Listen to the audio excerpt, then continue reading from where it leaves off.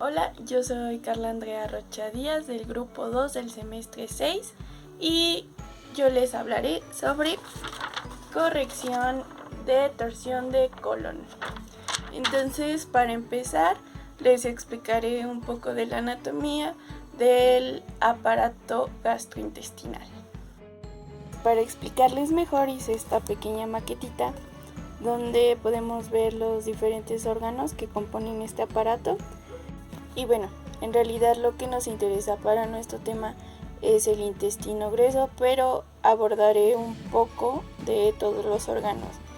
Empezaremos con el estómago. La característica que más destaca el estómago del equino es el tamaño pequeño en relación con el tamaño del animal. Este se va a localizar principalmente dentro de la mitad izquierda del abdomen. Entonces, el estómago se va a dividir en 4 porciones, que es el cardias, el fondo, el cuerpo y el píloro. El píloro es el que nos va a dar paso a nuestro intestino delgado en la porción del duodeno. Ya hablando del intestino delgado, que es el que tengo marcado con color amarillo, un amarillo oscuro, tiene 3 partes. La primera es el duodeno, para seguir al yeyunio y terminar con el ilion, que se conecta al ciego. El duodeno es relativamente corto y puesto que está sujeto con firmeza, va a permanecer en posición más o menos constante. Se va a iniciar ventral al hígado, en donde la porción inicial va a formar una flexura sigmoidea cuya primera curva es convexa dorsalmente, va a ser esto, y la segunda lo es ventralmente, o sea, hará esto. La segunda parte, la parte descendente, va a transcurrir entonces en sentido caudal, todavía por debajo del hígado, hasta que alcanza el borde lateral del riñón derecho. Entonces se va a doblar medialmente, caudal a la raíz del mesenterio. Y bueno, el duodeno descendente también va a estar relacionado con el lóbulo derecho del páncreas y va a cruzar dorsal a la porción dorsal derecha del colon y a la base del ciego, a la que se fija. Y bueno, la tercera parte, el duodeno ascendente, va a correr hacia el craneal contra la cara izquierda del mesenterio, a la que se adhiere. Se va a doblar ventralmente, ventral al riñón izquierdo, para continuar con el yeyuno. El resto del intestino delgado se ubica dentro del borde libre del mesenterio principal, que es lo bastante largo para permitir a las asas libertad considerable en su posición. La mayoría de ellas se apilan dentro de la parte dorsal izquierda del abdomen, en donde se mezclan con las del colon descendente. Hablando del ilion, bueno, pues el ilion es muy corto. Se va a aproximar al lado izquierdo de la base cecal desde ventral y termina penetrando un poco dentro del interior del ciego, levantando una papila por la cual se va a abrir paso. Y hablando un poco del intestino grueso, este se va a caracterizar también por tener una forma saculada. La disposición anatómica del intestino grueso del caballo lo predispone a distintas formas de obstrucción y desplazamiento. Estos estados que colectivamente se conocen como cólico, aunque bueno, el término se utiliza ya de manera amplia para incluir cualquier trastorno con dolor abdominal, pero en eso hablaré un poco más al respecto más adelante. Ya hablando ahorita del ciego, que es lo que tenemos de color azul, el ciego se va a incorporar una parte inicial del colon ascendente. El ciego va a constar de una base dorsal expandida, un cuerpo cónico y un vértice ventral ciego. La base se ubica en la parte dorsal derecha del abdomen y tiene un amplio contacto con el techo abdominal. El cuerpo del ciego va a transcurrir ventralmente antes de girar cranealmente. Al principio se va a ubicar contra el flanco derecho, siguiendo el borde caudal del colon ventral derecho, pero en cuanto se hunde dentro del abdomen se va a desplazar medialmente. Cuando alcanza el piso abdominal, se coloca entre las partes ventrales del colon ascendente. Y bueno, el ciego nos va a unir al intestino grueso, que empieza con el colon. El colon consta de 3 porciones: ascendente, transversa y descendente. Las 2 primeras constituyen juntas el llamado colon mayor y la tercera el colon menor. El colon ascendente está dispuesto en 4 porciones paralelas separadas por 3 flexuras.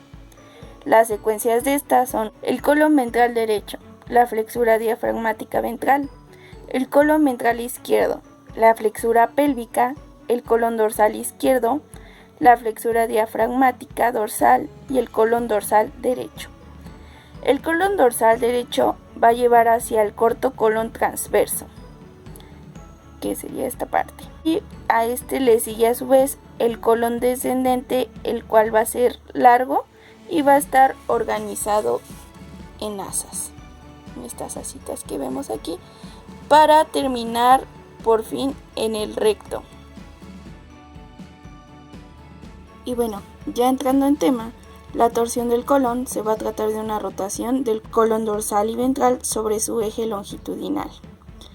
El desplazamiento derecho del colon izquierdo es el desplazamiento del colon mayor entre el ciego y la pared derecha del cuerpo. Por lo general, la flexura pélvica y el colon izquierdo pasan craniocaudalmente entre el ciego y la pared abdominal, también con la flexura pélvica en la parte craneal del abdomen. Estos desplazamientos son acompañados de vólvulo en el colon mayor de 180 grados a 360 grados. Existen diferentes grados de rotación del colon y cada una tiene diferentes efectos. Si la rotación es menor de 90 grados, generalmente no existen complicaciones. Si es de 90 a 270 grados, va a haber una obstrucción del lumen y bueno, pues por lo mismo el paso de la ingesta se va a ver dificultado. Si la rotación es de 270 a 360 grados, la obstrucción del lumen va a ser mayor y bueno, aquí sí va a ser casi nulo el paso de la ingesta y del gas. Y bueno, ya va a existir un compromiso venoso. Cuando pasa de 360 grados o que llega a ser 2 vueltas o 1 vuelta y media, aquí pues ya la obstrucción va a ser estrangulante.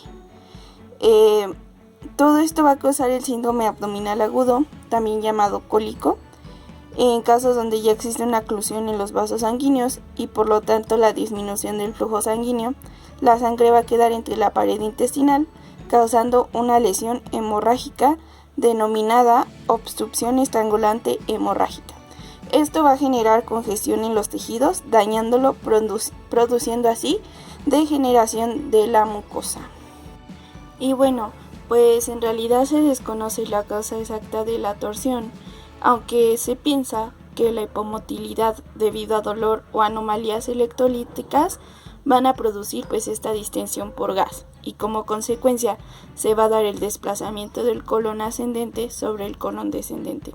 Se sabe también que afecta frecuentemente a hembras en puerperio, a caballos de más de 7 años y pues también se puede dar por cambios bruscos en la alimentación.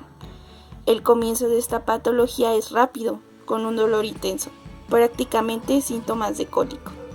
Mientras el médico veterinario realiza la anamnesis, se debe observar el comportamiento del caballo.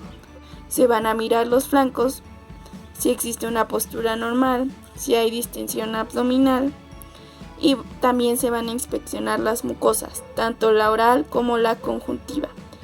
Y importante revisar el llenado capilar. Se puede presentar disnea y un shock hipovolémico, así como disminución del apetito. Se debe realizar auscultación cardíaca y respiratoria, así como abdominal. El abdominal es importante revisarlos en ambos lados. También se va a tomar la temperatura y se puede realizar palpación rectal, donde se podrá encontrar distensión rectal y desplazamiento. Y bueno, Si queremos complementar este diagnóstico, se va a realizar una abdominocentesis donde se puede encontrar líquido peritoneal, sero sanguinolento e hiperproteico, aunque su diagnóstico definitivo es la realización de una laparotomía exploratoria.